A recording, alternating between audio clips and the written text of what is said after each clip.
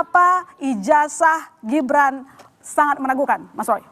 Ya karena memang harus ragu. Kalau orang yang nggak ragu berarti nggak waras. Kenapa? Itu iya jelas lah. Kita lihat di website KPU ya. Di situ aja udah kelihatan. SMA-nya tertulis 2 kali. Masa ada orang mau SMA 2 kali? Kalau perguruan tinggi 2 kali wajar. Gelarnya beda. Masa sekarang adik-adik mau ngambil SMA 2 kali. Dan yang kedua yang kemudian disetarakan itu malah hanya setara dengan SMK, Sekolah Menengah Kejuruan. Dan SMK yang ada di Singapura yang katanya di Orchard Park Secondary School itu hanya 2 tahun dan gak ada ijazahnya.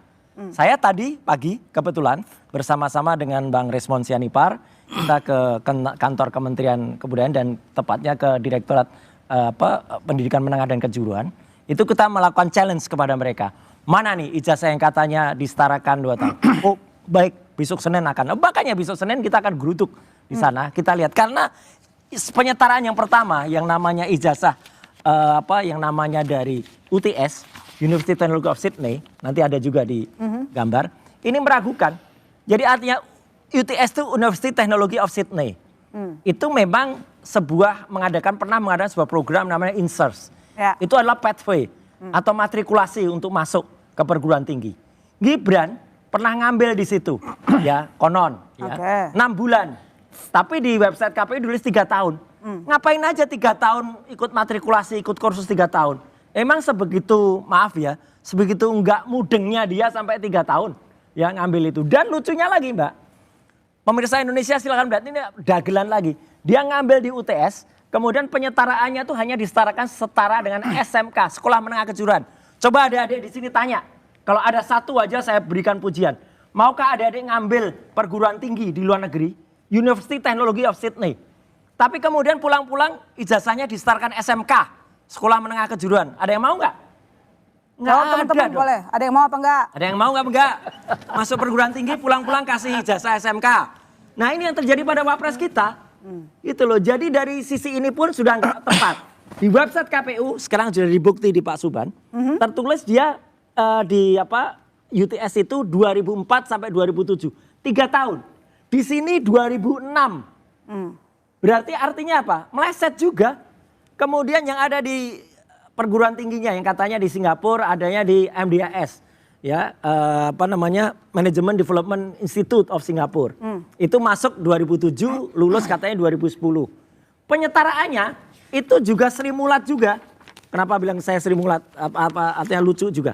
Karena di situ tertulis disetarakan itu dari University of Bradford namanya. Bradford itu adanya di UK, United Kingdom. Masa Kemendikbud nggak ngerti kalau UK itu adanya di Kingdom sana? Ditulis dari Singapura. Kan lucu juga, nggak boleh dong salah ketik. Ini kami tadi sampaikan juga pertanyaan, akan kami cek juga. Wapres Gibran bohong? Dicek?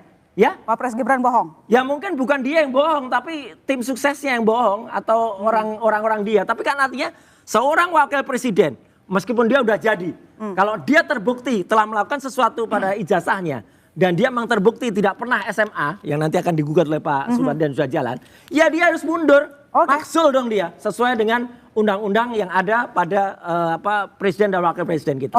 Itu aja. Baik, Bang Andi, ijazah dari Wapres Gibran jadi bola liar lagi nih tampaknya, dituding. Bisa diterima apa enggak? Saya tidak akan terima ini. Jadi mesti ada penjelasan bagaimana sih struktur ya pendidikan di Singapura itu seperti apa. Saya punya datanya sih, kalau bisa ditampilkan boleh ya.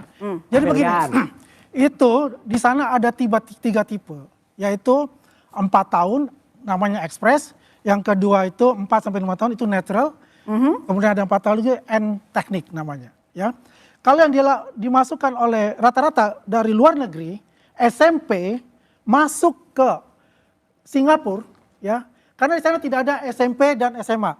Perlu dicatat ya, tidak ada SMP dan SMA namanya secondary school berdasarkan dari umur. Ya. Dia ada 2, primary school itu dari kelas 1 sampai kelas 6 jadi 6 tahun. Secondary school itu 4 tahun.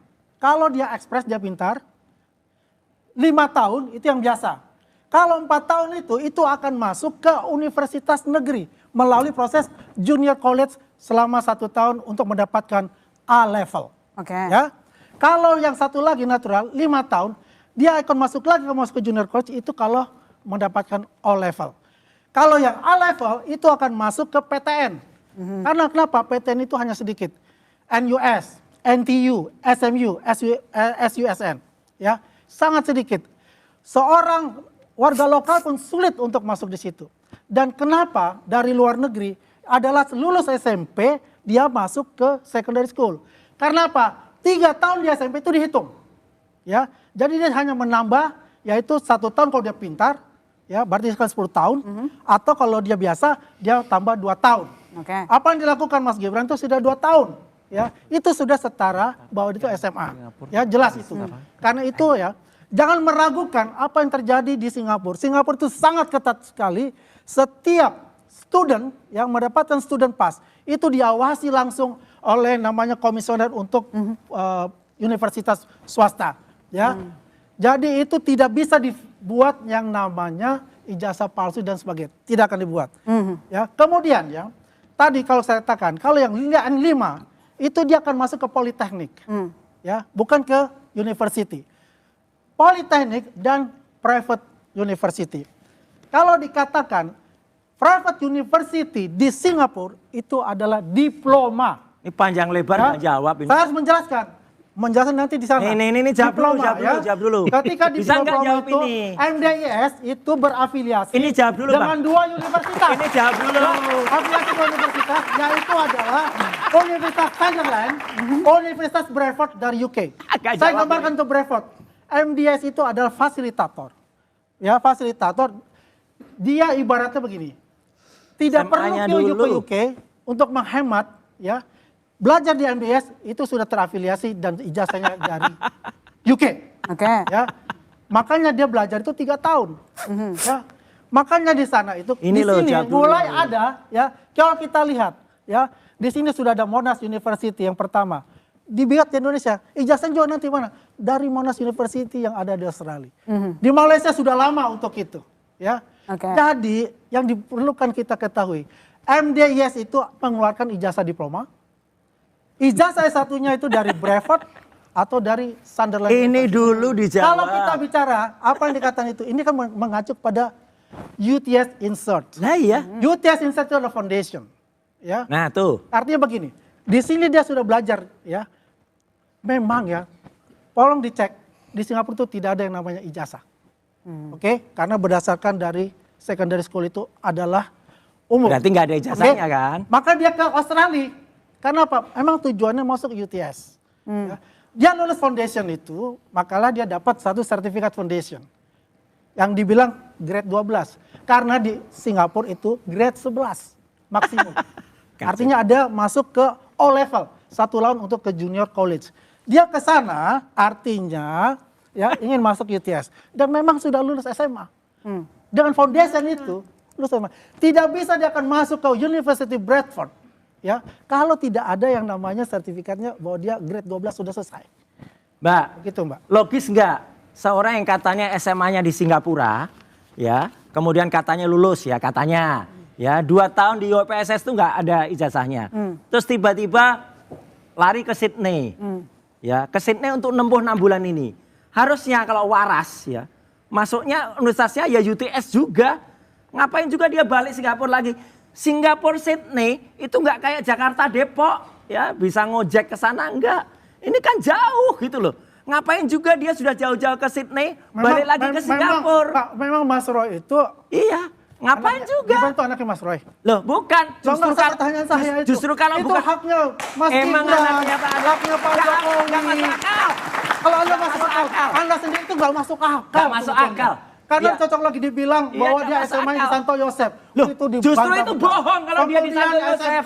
Katanya SMK Kristen. Justru itu bohong. Itu bohong besar. Makanya kepala sekolahnya bilang kan bohong itu. Masyarakat Indonesia coba lihat. Makanya, inilah ya, makanya yang membahayakan negara kita dengan asumsi-asumsi dirinya tanpa bukti yang nyata. Justru itu, kepala sekolah Santo Yosef, Bruder Yohanes, Pak Budi Yohanes ya, itu malah mengatakan Gibran nggak pernah sekolah di sini lah, berarti tutup lagi itu pendidikannya dia yang ada di situ.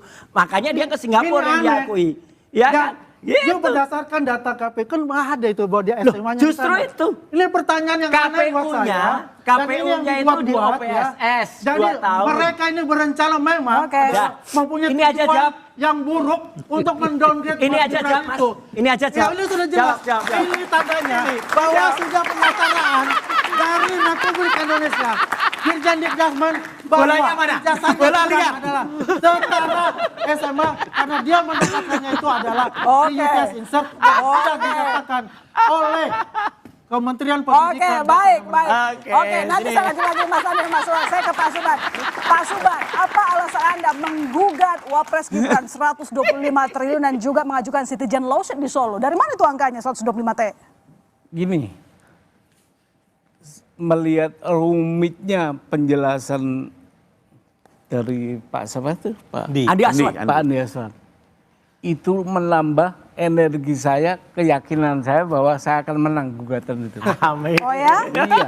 Mengapa Anda saya- begitu kalau yakin saya menang atas gugatan? NO, Kenapa Anda menang? Kenapa Anda yakin akan menang Saya gugatan? menggugat itu by data, bukan by omong-omong begini. Oh, saya punya By data, Mas. Saya punya data, cuma disampaikan. Kalau gitu Saya punya data. kita adu di Adu pengadilan. data. Kita datang. No problem. Datang ke pengadilan untuk adu No data problem. dengan kita.